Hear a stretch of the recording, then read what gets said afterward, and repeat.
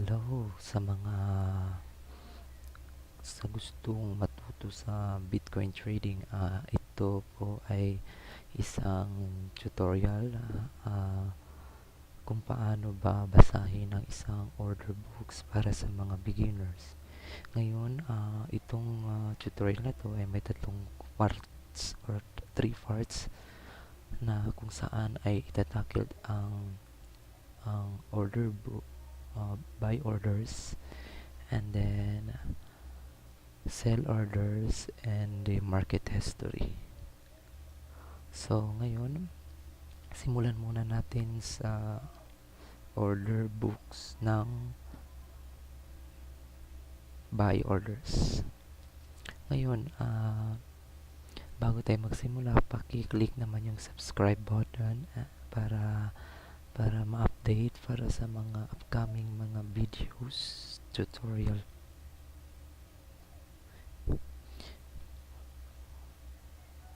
Kasi yung order books is most of the time combine ito ng isang candlestick, which is candlestick charts can give you a lot of information about the current and the past sentiment of the market. You should use the candlestick charts in a conjunction with the other books for making the best trade decisions. And if you don't know how to read candlestick chart, then it's better for you to learn it first bago tayo magsimula. So if ever na may information na kayo about candlestick, ipagpatuloy na po natin. Sa example nga na gagamitin natin ngayon ay ang Bitcoin to Ethereum.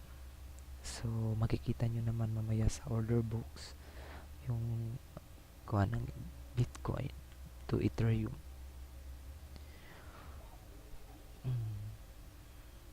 Ang importante dito that every exchange uses a different kind of order book. So if you're just starting out, this can be very confusing. So nakaka-confuse po siya kapag baguhan ka pa.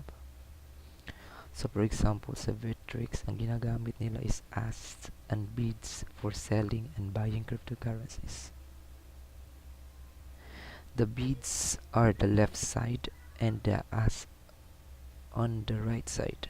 So other exchanges have the asks on the left side and the bids on the right sides. Also, some exchanges use buy and sell order instead of bids and asks. So si Poloniex ay gumagamit rin ng buy and sell na information instead of bids and asks. While they are exactly the same, the difference name and positioning of this order can be quite confusing.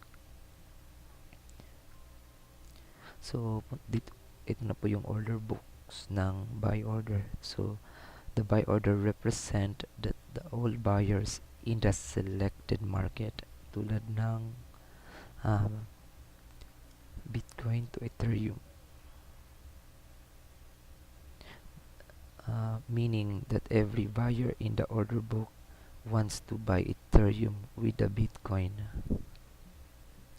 Itong number 1, all the bids are in the buy order. Number 2, the amount of or size of coins that the buyer wants to buy. The third is the sum of the amount times the price. So 1 times 3. So ito yan. Bids times the total. So the total sum, number 4, the total sum of the previous buy order. So ito yung mga malalaki. Kung titingnan niyo ang lalaki dito ng nasa baba, ibig sabihin mga previous buy orders na to. And then dito yung pinaka number 1 is ito yung pinaka current. Kung titingnan yung total at ang sum ay magkatugma, ibig sabihin wala pang history nito. So ibig sabihin tama pa siya. So wala siyang previous buy order. And yung ikalima, ito, the depth of the order books as a total amount of coins. Ito siya. So on the most right side of the beads orders of the book of Bittrex exchange na gagamitin natin is you see all the beads that there are by order placed by people or automatically with the trading scripts that want to buy Ethereum with a Bitcoin. In the buy order books, the bids will always go down. The highest bid will always be on the top. So the lowest bid on the bottom. Keep in mind that the order book is much bigger, consists of many pages. So gawa tayo ng example, the amount of coins of the buyer wants to buy. In the second column, ito, that you can see the how much the buyer wants to buy. In this case, the first buyer or the buyers wants to buy 92.36 Ethereum and they want to pay for 0.07117081 for 1 Ethereum. So the total amount times the price is 1 times 3 is equals 6.5583. So you can see that the third column total of 6.55.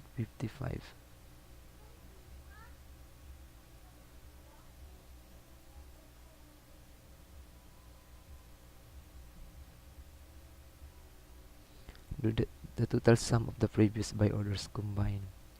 So the sum represents all the previous buy order. Ito. So the sum represents all the buyers previous buy orders combined. Kaya medyo malaki siya tignan compare sa total. The first sum will always exactly the same as a total column of 3. Ito, exact silang dalawa. Itong sum at saka itong total. Simply because there are no previous buy orders in the order book. Kasi bakit magkatulad sila? Kasi walang previous order sa magkatulad na presyo nito. Kaya halos magkatulad din sila ng total at saka sum. The rest nito ay magkaiba na kasi may previous buy order na ito.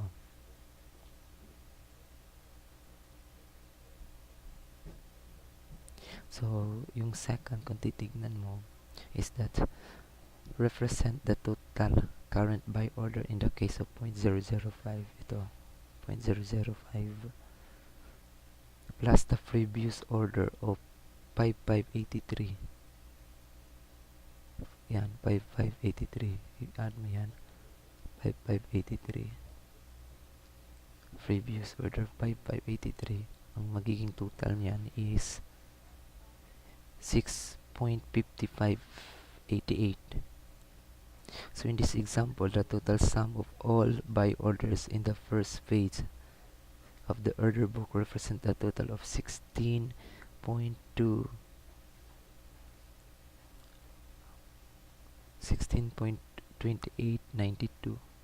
Kasi pag i-add mo yan, mga resulta ito.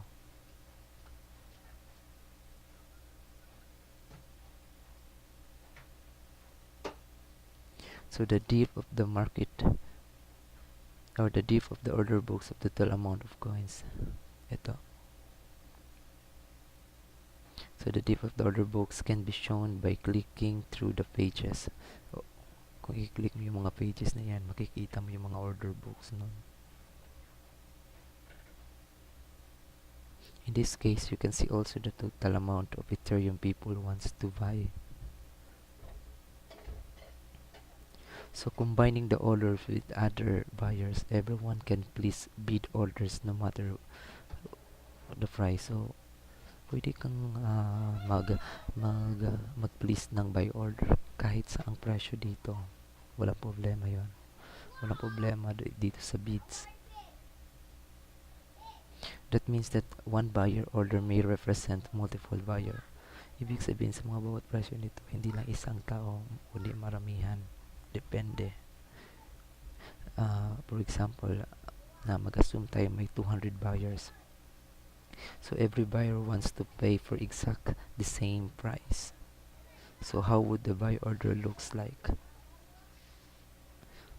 So in that case, there would be only one buyer or one buy order in the order book. Sometimes one order can vary big because everyone wants to buy at that price, and you never know if the buy order is set by one multiple person. So ganun po yung tawag nito.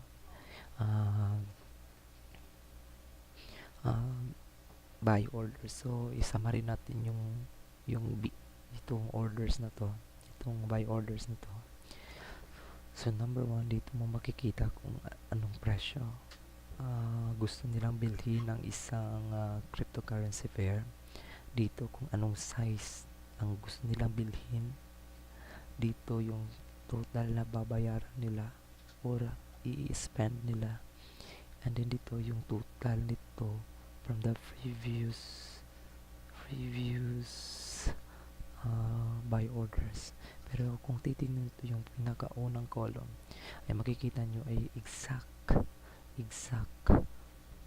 sum and total. Ibig sabihin wala pang previous buy order dito. Pero sa pangalawa, kung titingnan mo hanggang bababa, 0.005 plus nito 6.5583, ang magiging total ay ganito hanggang 16.289. So makikita mo dito, ito yung total na gustong bilhin na Ethereum ng client. So ditong first page, yan yung makikita yung order page kung magkano ba ang kaya nilang bilhin dito sa total. So paano ba kunin yung presyo para sa sum? So ito 1 times 3. So bit times the total equals the sum. Yan po yan. So hintayin kita for the sell order doon tayo for the part 2. So maraming salamat po.